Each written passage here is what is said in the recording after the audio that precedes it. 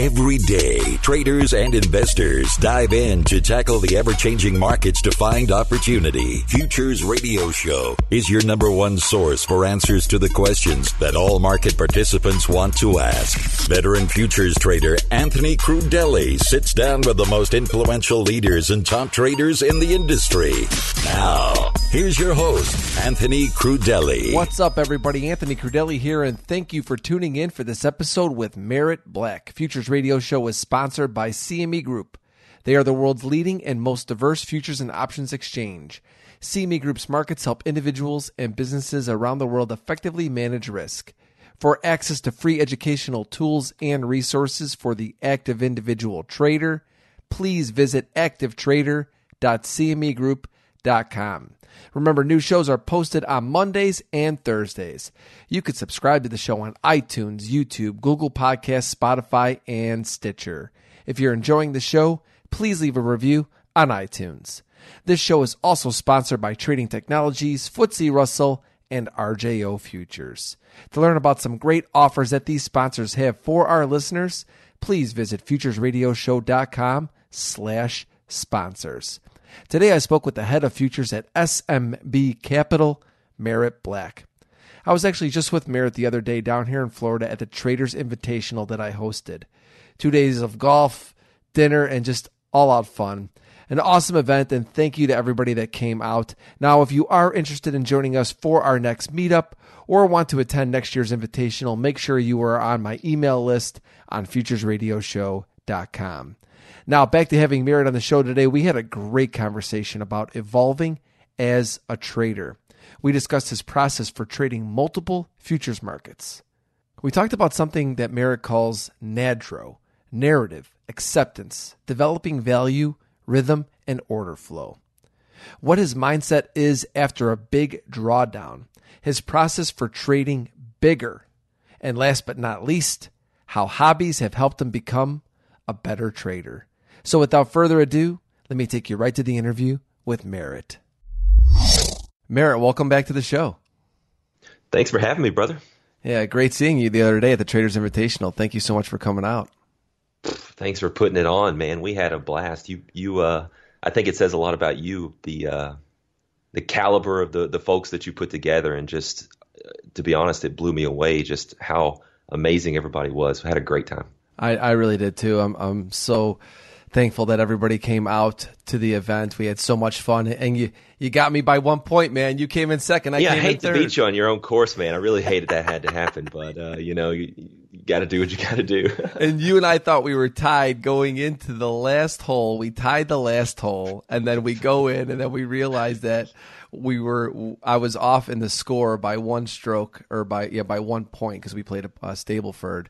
And you actually had nudged What he's me. not telling you guys is that we were tied after 17. At least we thought we were. Yep. And we both put up snowmen on 18. I mean, it was just terrible. Terrible.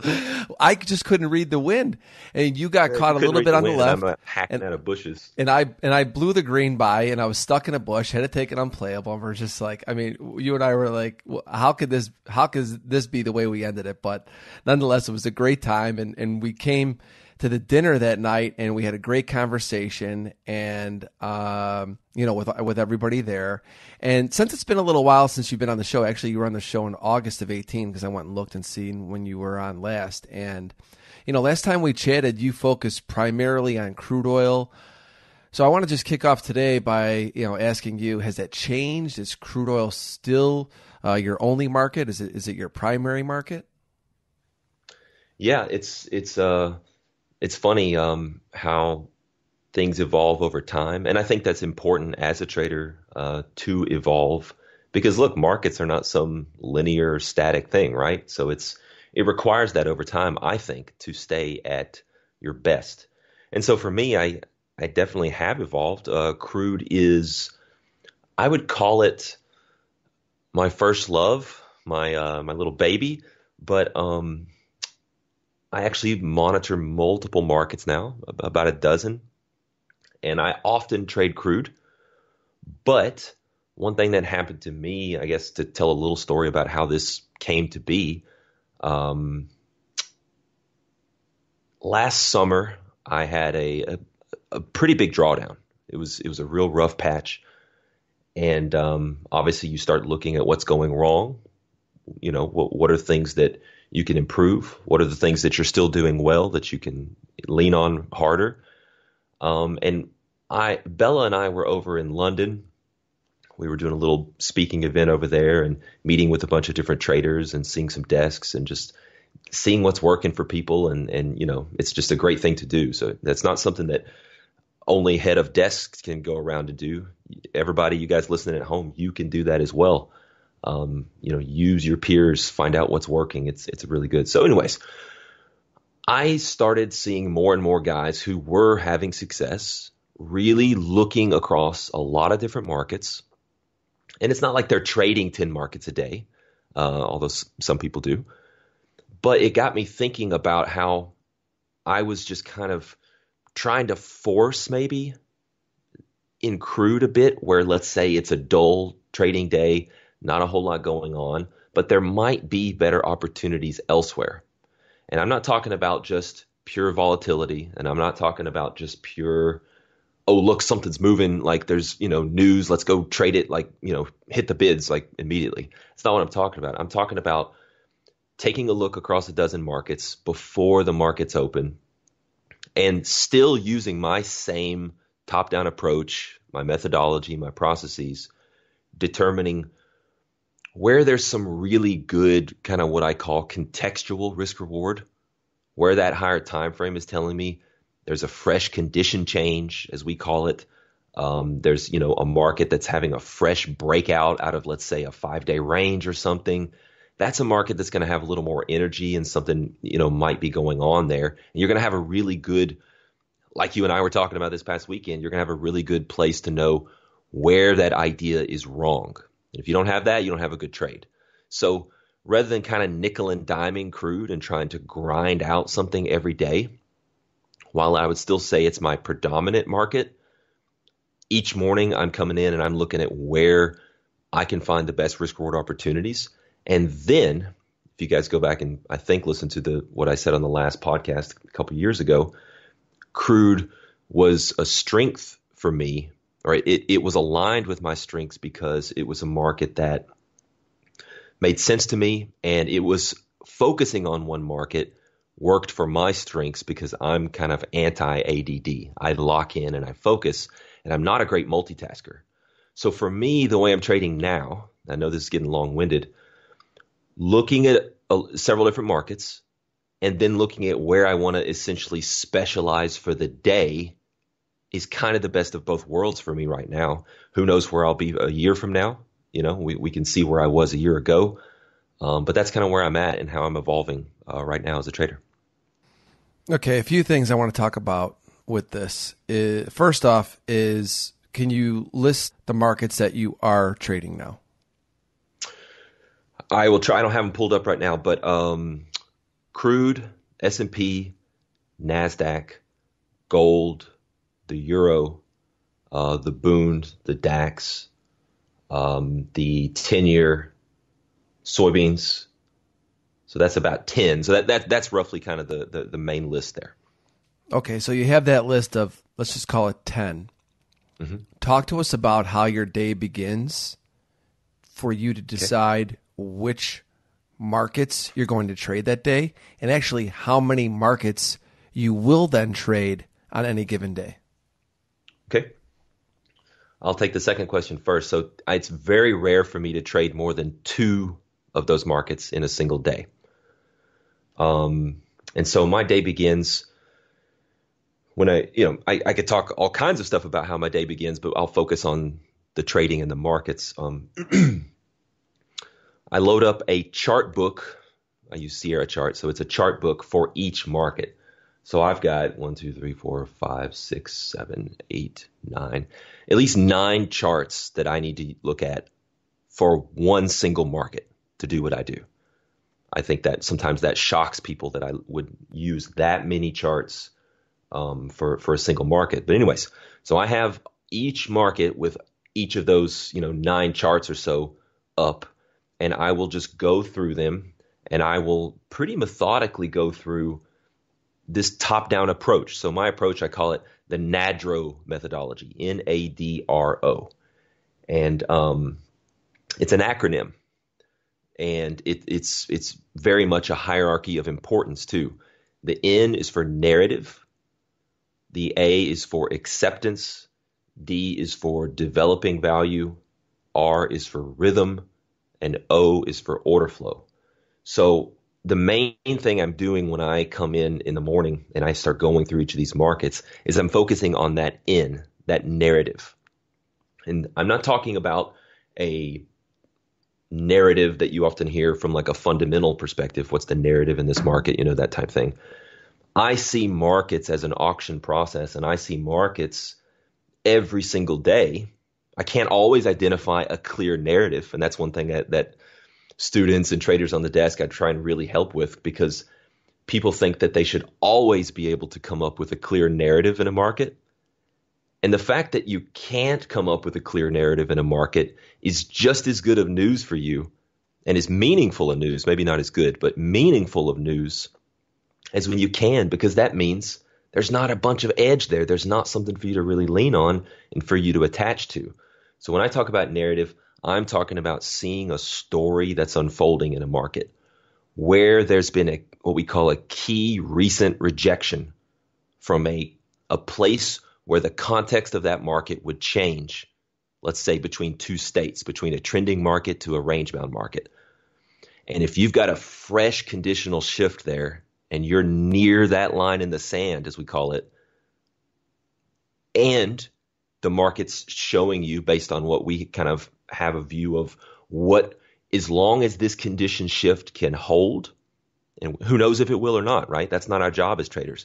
But I identify what is occurring, and I can have some expectations for if what is occurring continues, here's where the market could easily end up. And so we call those likely destinations. So you see, I'm painting this picture of where we've been, where some key shifts in like where price is rejected from or accepted into structurally, and where it could end up. And so that paints a risk-reward landscape. That shows me where the idea is wrong, and if it continues to hold, where we could go. So I'm looking at each one of the markets, and I'm trying to decipher and speak the language of markets and determine what that narrative is. And from there, I think it's pretty obvious. I narrow it down into here's where I have the most clear identification of a good narrative, fresh thing that's unfolding in a market. And that's where my focus will be as the opening bells start to ring. Do you change your technical strategy for each individual market, or is it the same exact technical strategy for each market? It's the same exact top-down approach. It's, figuring out what the market's up to and higher time frame and risk reward and that type stuff. It's really the tactics on the lower time frame. Now you want to go trade it. Now you want to go access it. How are you going to approach it? And very, very importantly, the order flow. Order flow across markets is extremely different, and you can't just, for example, I think most people know I'm very heavy on cumulative delta, and the way delta would behave in various markets, S&P to crude to gold to the euro, is extremely different. And so you can't just use those order flow tools the same way. And that's part of why I was for so long almost exclusively focused on crude oil, is because I felt it was, and I still do. I don't think that anything about my path was ever, well, I've done a lot wrong. Don't let me say I haven't done stuff wrong, but my path of specializing in crude was not wrong, even though I'm not doing that right now. I think for me to go trade any of these markets, whether it's crude or the Bund, having that more intimate understanding of its order flow characteristics and the way it moves on a short-term basis where I end up operating in is extremely important. And so that's the main differences. But the top-down approach, deciphering the narrative, seeing where the risk-reward landscape is and whether there's good opportunity or not, that is exactly the same. Hey everybody, a quick pause here to talk about Footsie Russell. They are a leading global provider of benchmarks, analytics, and data solutions. The Russell 2000 Index is a key benchmark for small cap U.S. stocks. Be sure to check out the E-Mini Russell 2000 Index Futures contract, symbol RTY. For more information on Footsie Russell and their products, please visit footsierussell.com. I would say for me, the most difficult thing when I've tried to go and trade other markets was developing that relationship with those markets.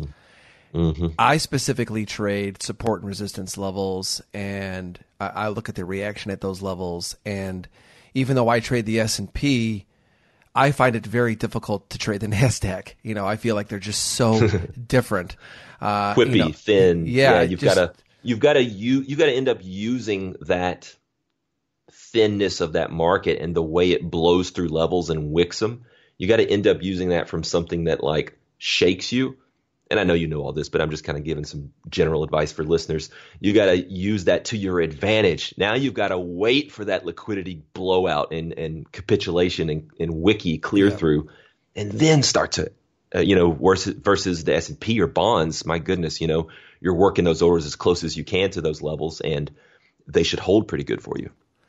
Yeah, people always ask me, why do I choose to trade the S&P and 10-year? And the reason I like those markets over other markets and why they, to this day, remain my primary markets is because price matters the most to me in those markets. When I see it hold a price and come off of a price, that reaction to me means something.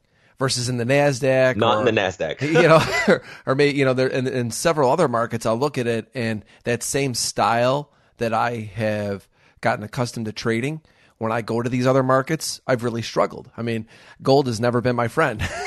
Gold has been a very difficult market for me because I'll see a reaction that I've seen very similar in the S&P, and I see that in gold, and I'm like, wow, this is a great place. And all of a sudden, I'm like, wow, it's just, it's the exact opposite of what I thought would happen based upon that reaction happened. So I guess what I want to ask you is, how have you been able to develop relationships? Like, what has been your process aside from the strategy, right? I mean, you said you kept the strategy pretty much the same, but developing that relationship with each of these new markets that you're adding. That's a fantastic question. You should start a podcast or something.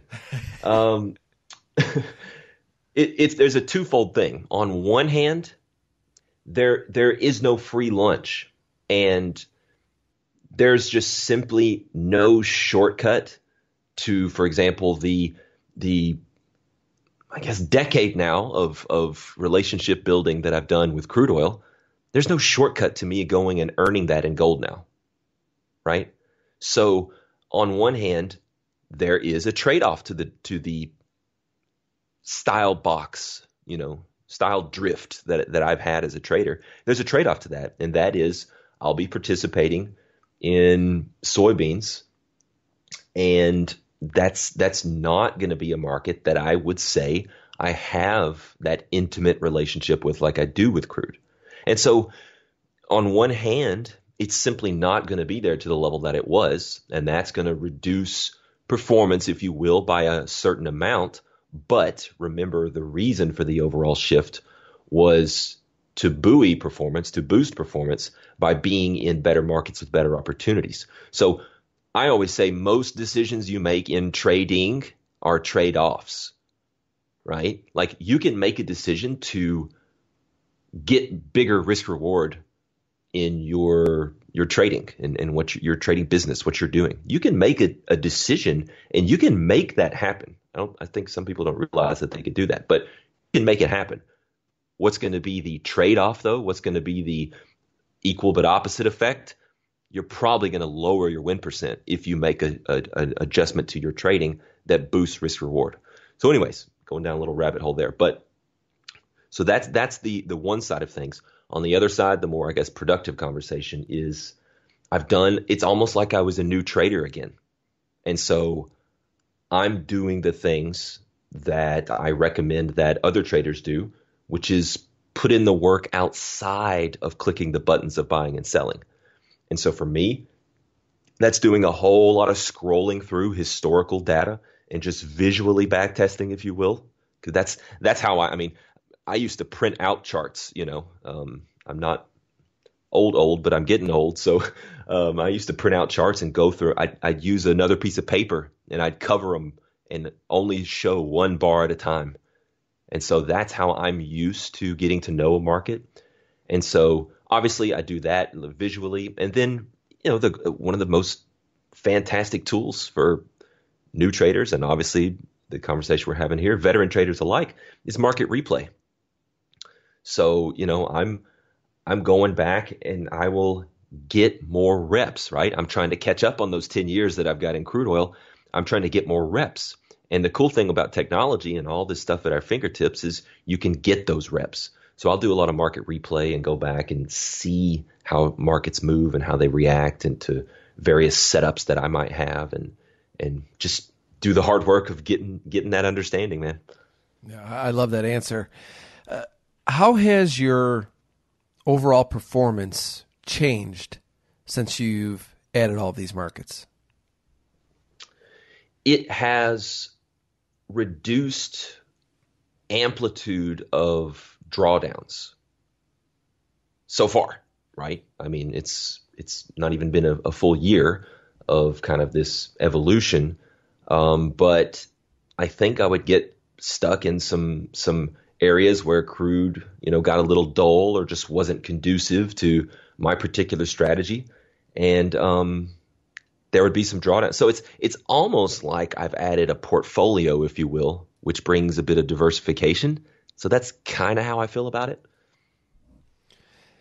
I guess the sense I'm getting is that it's keeping you out of bad trades. It's keeping you out of days to where you looked at, let's just go back to crude oil, where you looked at it and said, really nothing setting up here of my liking, but maybe I'll scalp 10 cents here and exactly. Go for that in the middle of yesterday's range and value. Yeah, exactly.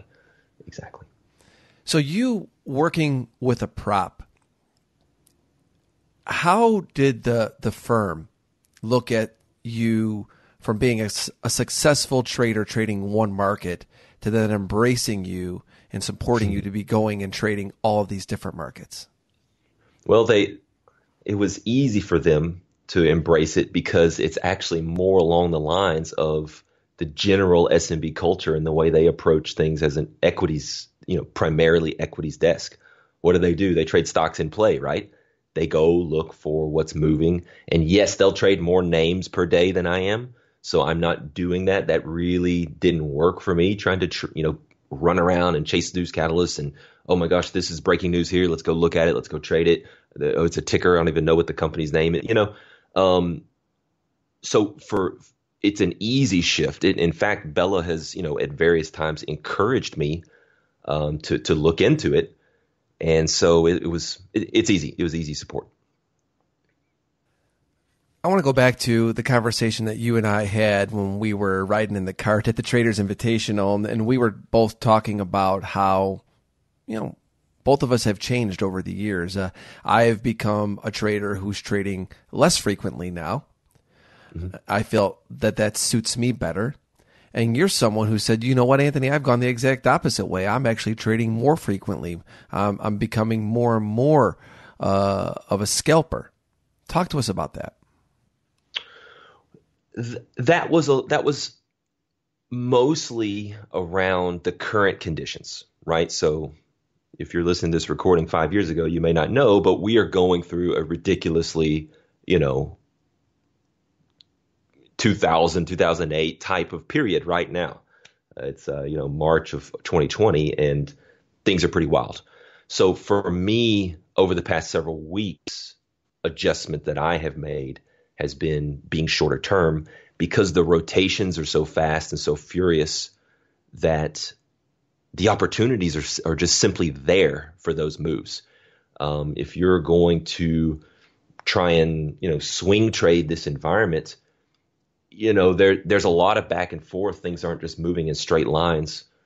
So there's just I feel like the opportunity cost of sitting in a position while, hey, you might be able to buy the low of S&P and hold it for another, 6 months here and just, make a career out of that trade, that maybe you could do that. But for me, the opportunity cost of sitting in a position, because there's so much intraday rotations, and I'm not just talking about your normal choppy S&P rotations. I'm talking about clean moves, tradable moves, where you can get 3, 4, 5 R on just scalp rotations. I'm not talking about 1-to-1 scalps here, right? It's just shorter term than I'm typically used to. I've always considered myself more of a intraday position trader, where I like to, again, based on that deep understanding I have of markets and the narrative that I can identify that they're up to, I know where the best trade locations are. Doesn't mean I always profit from it. Doesn't mean I don't get chopped up or stopped out, or far from it. That stuff happens to everybody. But it does mean I have a really good read on at times what markets are up to.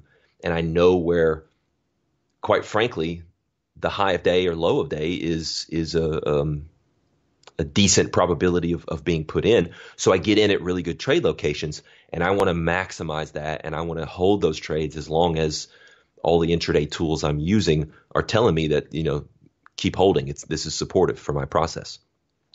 Currently, with the wild swings and rotations, there's just so much opportunity there that I'm not really approaching the day-to-day as, where can I get in from a really good extreme for the session and then hold it maybe until the close, or hold it until a very, very, long trend, develops, or a full mean reversion across a balance area develops. There's 5 or 6 or 7 or 8 or 10 more opportunities between point A and point B there. So I'm looking to capitalize on them.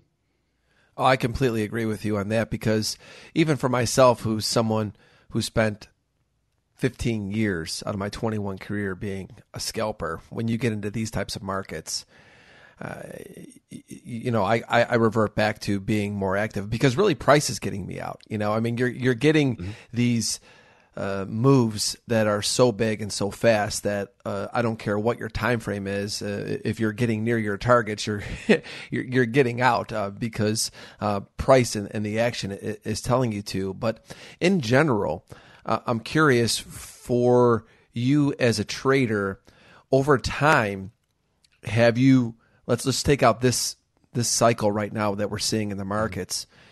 Do you feel that you have been increasing the amount of trades that you're taking per day, or decreasing?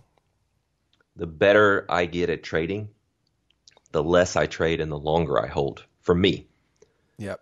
But that's because my personal weaknesses and why I lost money for so long and thought I made the turn and came back and didn't and sucked it up. There's a lot of reasons, but if you look at a day where I really just performed horribly, it's typically an over trading session. It's typically a day with way too many executions, not fully accepting the risk of what might have been a good idea, and I chop myself up even though my original stop never would have been hit. Too active, too thinking I always know what's going to happen next in the next few bars, and making too many decisions there. So for me, over time, and that includes up until the past couple of weeks, it is more of a gravitation towards that, doing a good job of being an intraday position trader, waiting for more ideal opportunities, and not messing it up once you get in those as often. Yeah, same here. And we used to call that on the floor personal fast market. You just watch a guy trading himself in a circle, and you're just sitting there going, like, take it easy, man. Like, where are you going? He's buying the offer, selling the bid, thinking that these moves are going to be happening. And I don't know about you, but for me, in slow markets is when that will tend to happen to me. All of a sudden, I get in this over trading. My worst days are days where you might as well have played golf rather than trade it. Yeah, exactly.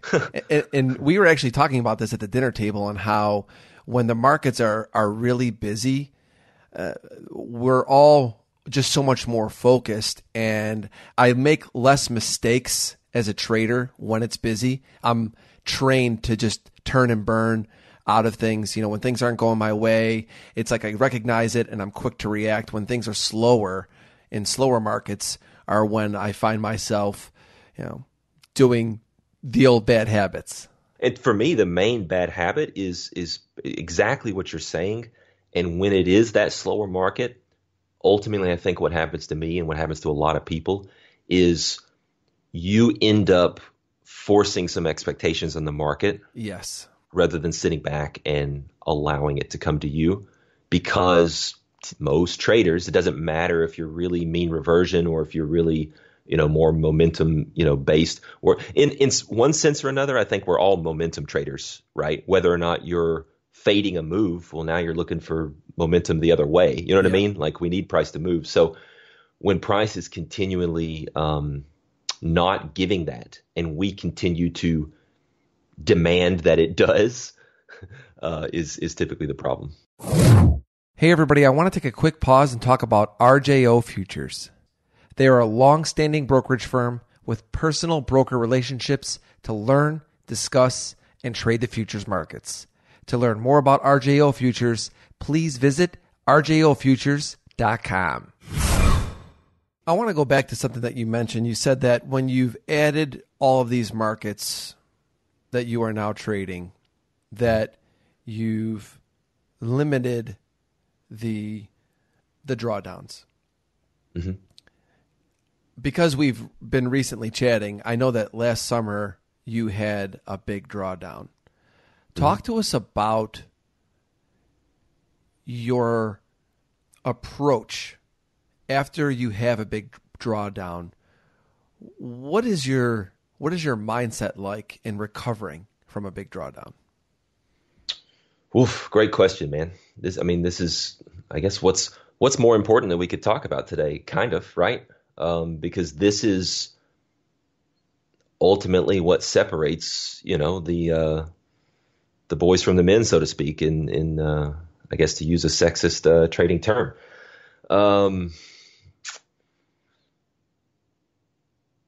The first thing that I've learned to do, which is totally counterintuitive for me, against my nature, is to stop trying so damn hard. Okay, so typically, 100% of the time, if I'm not seeing things well and I'm slipping into a drawdown, and something. Look, most traders are in a drawdown most of the time, right? Your last trade was a loss. You're in a drawdown. So what I'm talking about is something that's a little bit removed from your normal variance of P&L, and you're actually getting into a real drawdown. I used to try harder, right? I used to. Essentially, what drove me was the recency bias of the recent losses. And hey, look,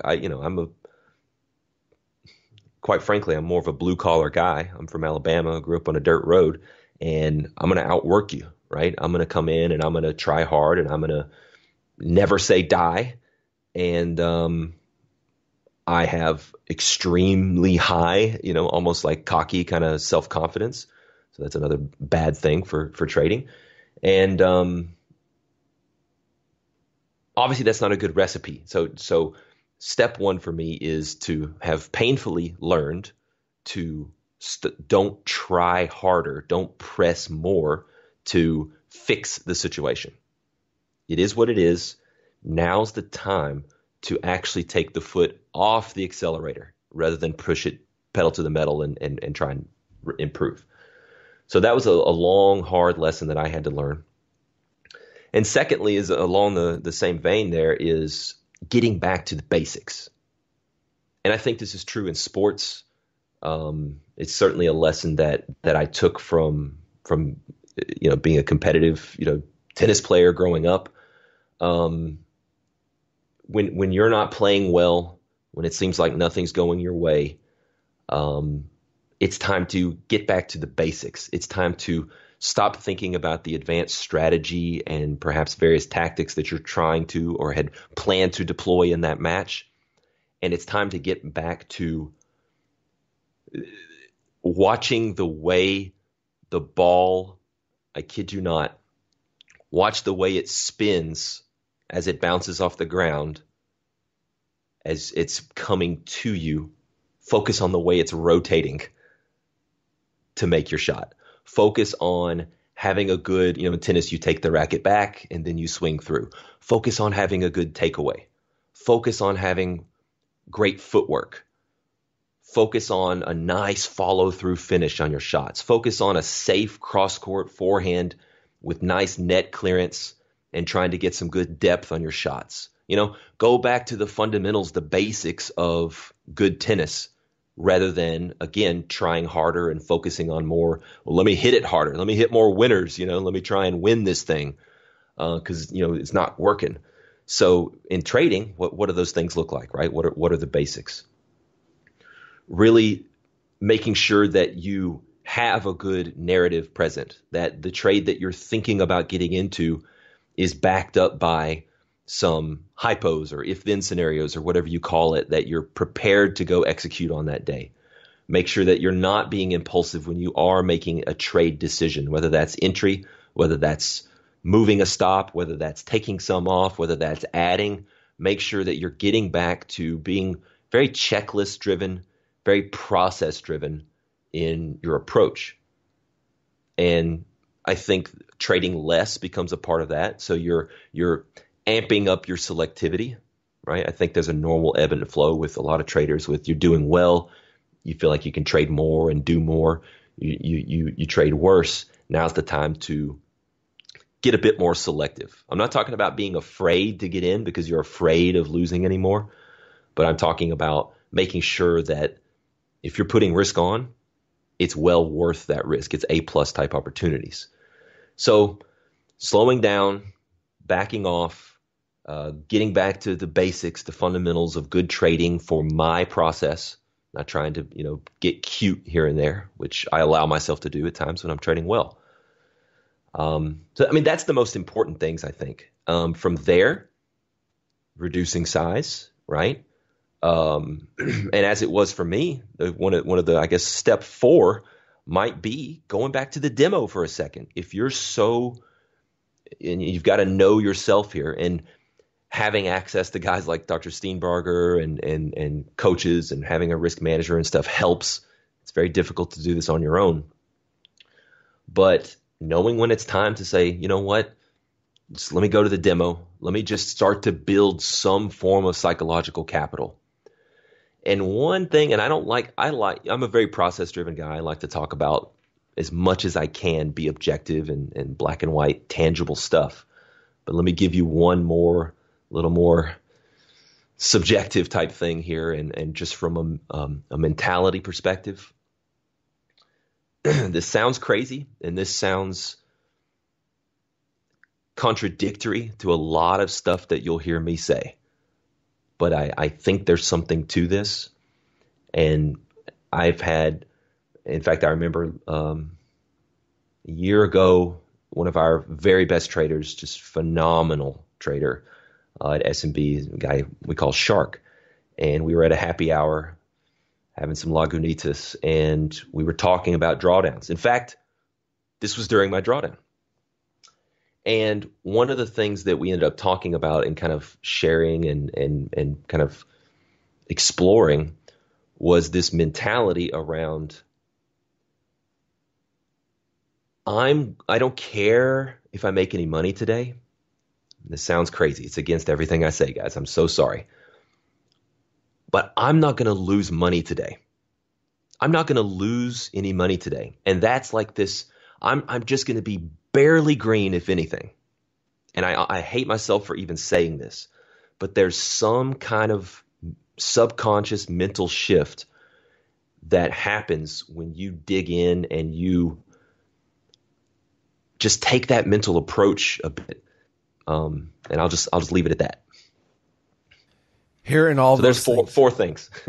Hearing all of those things is so similar to what I've learned in my career as a trader, what I've learned from other traders from being on the floor. And I remember a trader telling me this, a veteran trader back in the day, and when I was making money, he told me, Anthony, when you're making money, you should just keep trading and you should be saving money. And when you're losing money, then you could take time off and spend some money. And of course, I didn't do that right away. And when I was making money, I was spending as much as I could, of course, because it was new to me to making that kind of money. So, of course, I'm just out there thinking that it's not going to end. And then when times got bad, I put myself in a bad position to where I couldn't take time off and I couldn't think the right approach to dealing with the drawdown because now I needed to make money because I overspent during the times when I was making money. And that was probably the biggest lesson for me in here. And everything that you just talked about is it's so important to be able to think that way. One of the things you said was take the foot off the accelerator. But you can't do that if you're making money and you're spending it. And then when you go to lose, all of a sudden, the only thing you feel you have to do, well, there's two things that happen to me. One is work ethic. You want to keep going. You want to keep making money.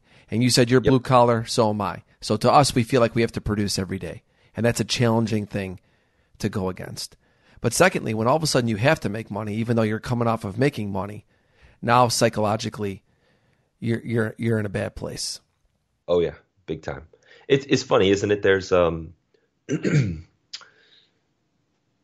trading is one of the only things around where it's this truly kind of limitless environment. We all create the way we approach it and the way we see it and the way we structure it. And that's why it's so phenomenal. That's why, it's so amazing to getting together with other traders like we did this past weekend and all that good stuff because of the sheer limitlessness of the way we can approach this game. Yeah. But at the same time, along the lines of what we're talking about now, there are these like certain universal truths, aren't there? And if you typically violate those, it doesn't matter how you approach markets. It's typically going to be end poorly for you. One thing I'm curious about with you being at a prop at SMB, a question I always get is, Anthony, what was your process to trading bigger? What is your process for trading bigger?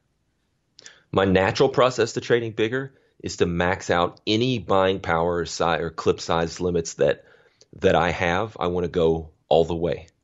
The first trade, as soon as I have it at my fingertips. That's my natural inclination. I am risk seeking. Same here. So, not a great recipe for longevity in a trading career. Although I would argue, I think more traders that end up doing quite well have that because rather than someone who's really risk averse, I think the more natural profile to, if you can find a way through the risk and through blowing yourself up to get to a safe space where you can strike this balance between being ready to put the pedal down when it's called for versus not putting the pedal down and blowing out your account on a 8 range S&P day, like nothing's happening and you're just like, you're just going full size, just give me. So, that's where I'm just to set the stage there. That's where I came from and am as a natural kind of state in terms of getting bigger. What has been so good at S&B and things I've learned from Bella and been forced to do by Bella, have been to be very methodical, almost systematic about risk and getting size bumps. And to be honest, I don't know if I ever would have made it alone if I could just take whatever risk I wanted to during any session part of the day, no matter what my emotional or mental state was. I need boundaries, and I need someone who has more authority than me to enforce them, to be honest. I no longer have a problem with risk for the most part. And so maybe at this point I would be okay. And yeah, I think there's a high likelihood I would be okay. I would still want to do certain things to protect myself, like only keep a certain amount of money in the trading account and things like that, just so there's like an automatic safeguard in there. But anything you can do, if you're coming from the same line as me, anything you can do, whether it's call up your broker and see if they can set a auto liquidation, daily loss limit for you, or some kind of max drawdown. Most of them can do it these days. Only keeping a certain amount in the account, setting your own clip sizes, call in and say, look, don't let me trade more than a 3 lot, right? Technology these days can really help you. You can, even if you're at home on your own, you can set a lot of really nice, safe, guardrails for yourself in terms of trading. So I've never had a problem getting bigger. I've always wanted to just get bigger and bigger and bigger. Does that answer the question good enough? Anything other I can address? Yeah, I think, well, there's one thing that I take from this is that, and I think it's great advice for everybody out there listening, is that if you're someone who's like Merritt and you and I are very similar in this, we don't have a problem trying to trade bigger. What I did in my career was just, I continued to test myself. So when I was making money and I was up on a day, I'd push the envelope a little bit in an area that I liked, and I would put on a bigger position than I normally would. So I never had a problem doing that. And I did that to be able to feel what it felt like to have a bigger position on, to see if I could handle it. And slowly but surely I inched my way up.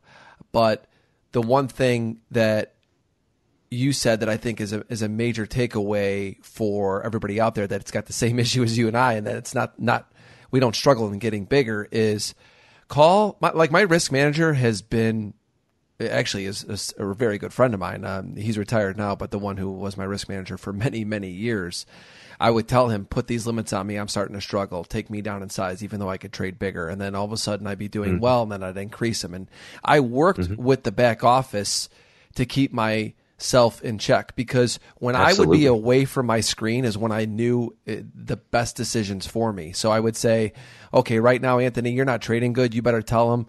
I'd get on the phone and be like, look, just take me down to whatever, however many lots I would want to trade in my risk per day, and make sure that I would be getting out. And he'd be calling me if I was hitting my limit. And at my limit, I couldn't add to my position, but it also didn't force me to get out. Yeah, a lot of them are that way. Yeah, so he would be calling me and saying, you know what are you doing? You told me to call you on this. I'm just letting you know. And for me, I'm very similar to you in that respect, to where I needed somebody to oversee that. And yeah, look it. Could I do it on my own? Sure. But it sure is great to have somebody going, hey man, what are you doing right now? Right? Yeah. Or when you're doing Absolutely. good and you see those decisions that you can make and you say, you know what? I want to try and be able to trade a little bit bigger. Let's see what it's like. But I think that the biggest problem that traders have going from being bigger to smaller, at least for me, is you made money that way. And then when you're not doing well, you think that you're gonna make your money back the same way you did with that bigger size or whatever. But going back to what do you do when you're in a drawdown is you need to take a step back. You need to trade smaller.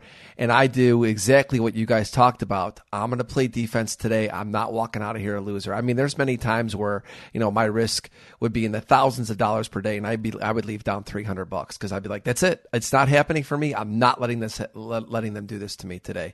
And I'm saying letting them, it's letting me do it to myself. But that's kind of the attitude I would have. But, yeah, I guess there's one thing I'd like to ask is just a little bit more about getting bigger. Is like, what is being at S&P? What is the process that somebody looks at a trader and says, you know what, you should be trading bigger? Like, how does that work to where you get green lighted, let's say, to be able to trade bigger? Yeah, it's different for various departments, if you will. Sometimes it's more of a, let me show you the data behind this trade that I've been doing small, or that I've back tested small or whatever, and let's get the green light to go bigger on it. But for your more normal standard stuff that would affect me, it's on anywhere from 10 trading sessions to a full month.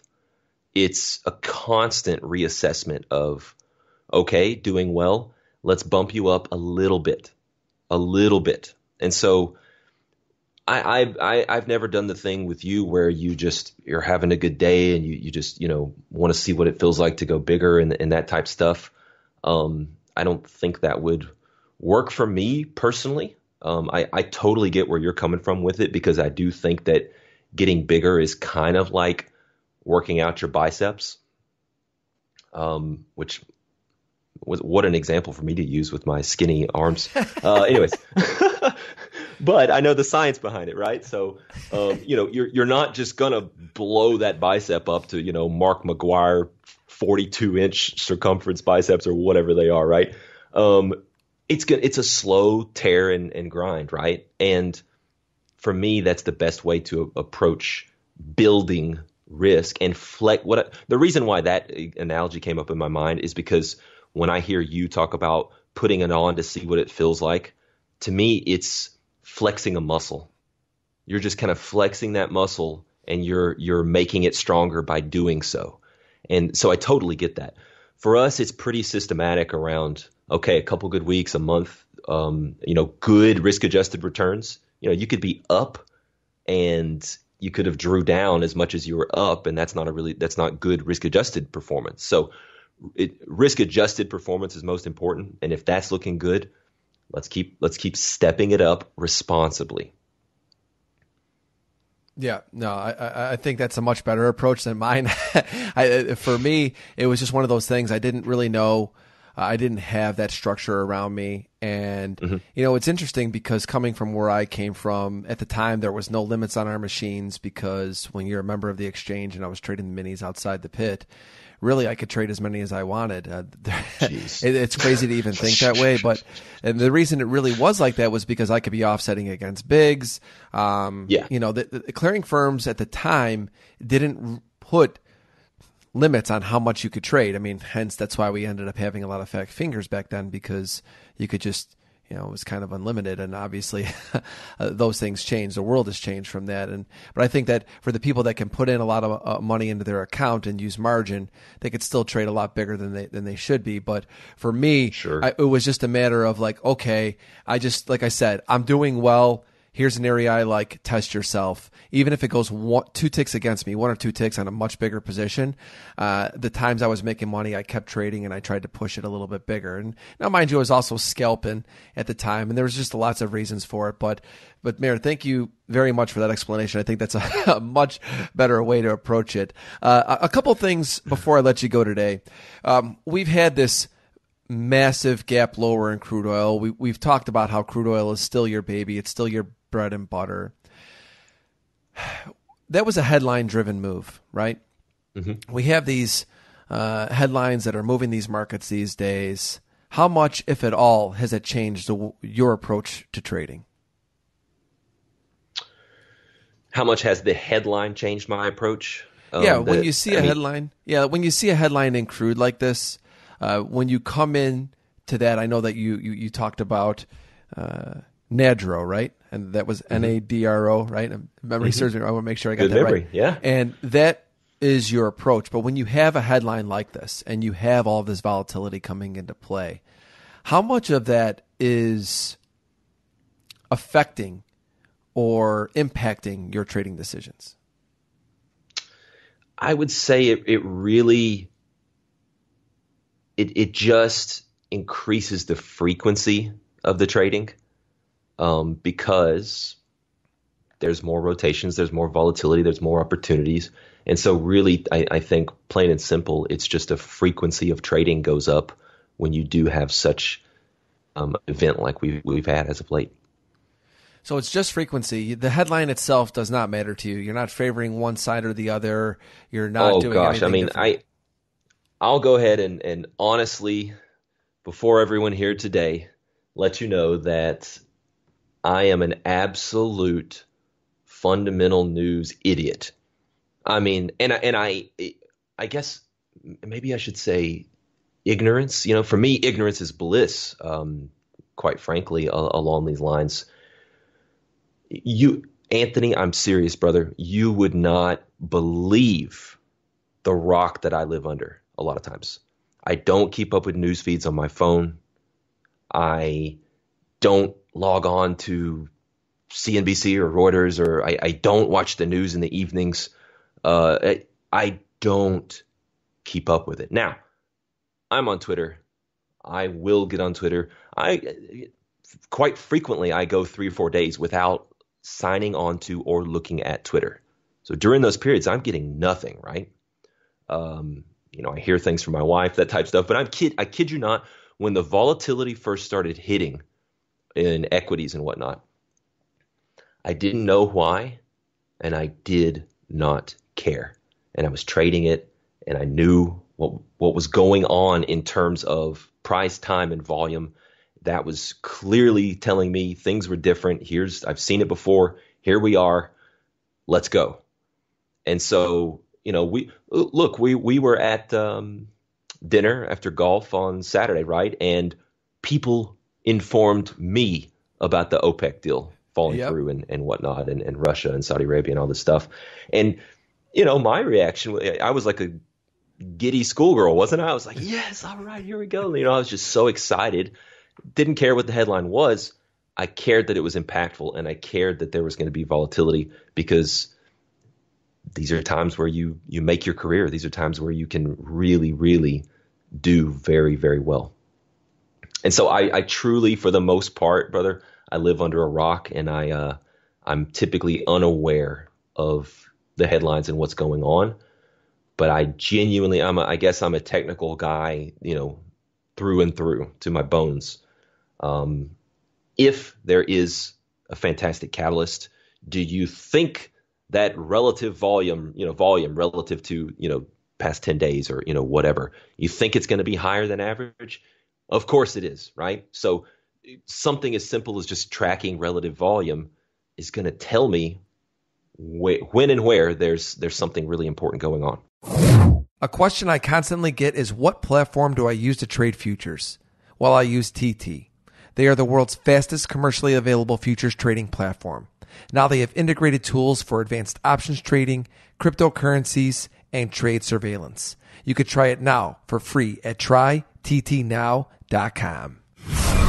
Something else that came up at dinner, which I constantly reminded of, is how traders have hobbies outside of trading, and a lot of times extreme hobbies, or at least multiple hobbies. I mean, look at me. I'm a golf fanatic now. I play gin all the time. I do lots of different things, and I have said many times on this show and on social media that you really do have to be balanced. I think that you need to take time off. You need to do other things that will actually, I believe, help you as a trader.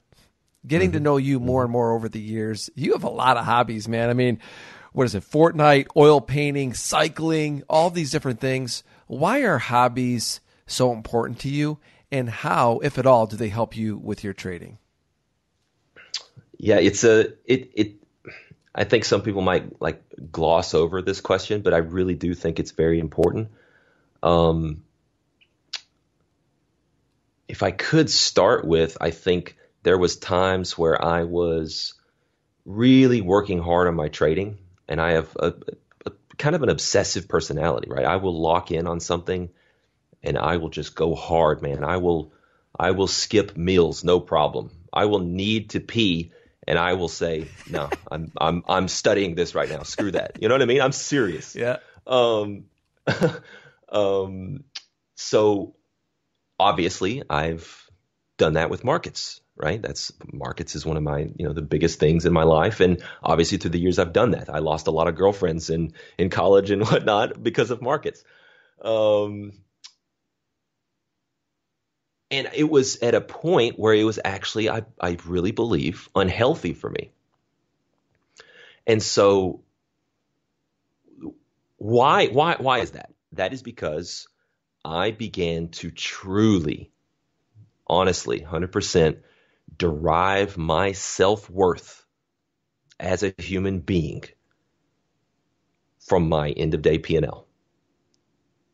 And Trust me, guys, that is no way to live. Life is short. That's no way to live. And your results are going to be harmed. And your sense of self-worth is going to be harmed from that. So, coming back to the main question here, hobbies, interest outside of tradings, and passions, right? Find those passions outside of markets. Not just, maybe I'll take up golf. I don't know, try it, see if you like it, but find some stuff that you truly love. Love is a huge word for me. And I think that it's such a big driver. I think you have to love markets, else you won't put in the work, again, outside of clicking the buy and sell buttons because you like the flashing lights and the thrill you get. If you don't love markets, you won't put in the proper work and you won't approach it properly. So find things you love outside of trading because it allows for joy and happiness and balance and fulfillment and a meditative way. Other hobbies I have are triathlon, cycling, chess, violin, guitar, oil painting,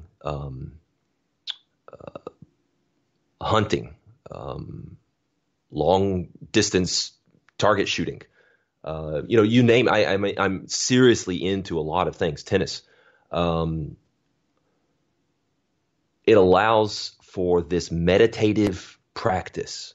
And you know what? Dr. Steenbarger's big on this. See, Dr. Steenbarger recently, and this is in his Radical Renewal book. Fantastic. It's a free ebook on it. You could just find it on his blog.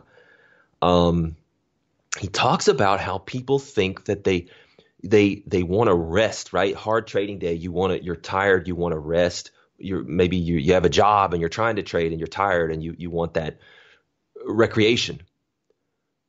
And people think that you need to sit on the couch. People think you need to put on Netflix because that's resting. That's, hey man, I just want to detach for a while, right? I just want to do nothing. And I get that. We all do that. But what Dr. Steenbarger has helped me realize that I didn't until recently realize the importance of these hobbies and different things. Doing something active, even with the brain and or physically, is a form of rest. It's a form of rest from the high intensity mental activity you've been doing trading. And so again, for me, when I'm out there cycling, the rhythmic qualities on it, I'm going through these beautiful sceneries around, outside of the city here in Nashville. And it just it's recharging. Is it hard work? Sure. Right. But I encourage people to really find those passions and things that you love doing outside of markets because of this whole spiel here and how it can help you.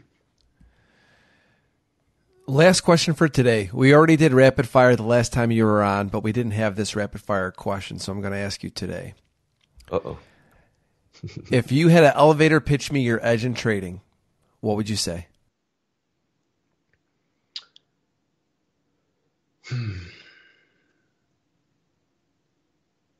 My edge comes from the edges. I think value is way more important than price. Price is one-dimensional. Incorporate price, time, and volume and see markets deeper and learn to speak that language and use value. Merritt, where can people find you on Twitter, and give us a website to check out? Sure. Twitter is just my name. It's at Merritt Black. That's MERRITTBLACK. And check out SMB, Sierra Michael Bravo, SMBfutures.com to see what we got going on with our desk and how you could be a part of it and learn from us and join us. Highly recommend checking out SMB's site and following Merritt on Twitter. Merritt, you're a great friend. You're a great trader. It was so much fun seeing you this weekend. I'm still pissed you beat me by a point in the Traders Invitational, but hey, don't worry about it. There's always next year. And thank you so much for taking the time to speak with me today. I really appreciate it. It's truly my pleasure, man. Always love getting to spend some time with you and talk trading. Thank you for listening to Futures Radio Show. If you enjoyed the show, please leave a review on iTunes. You can listen to all of our episodes on futuresradioshow.com, iTunes, YouTube, Google Podcasts, Spotify, and Stitcher.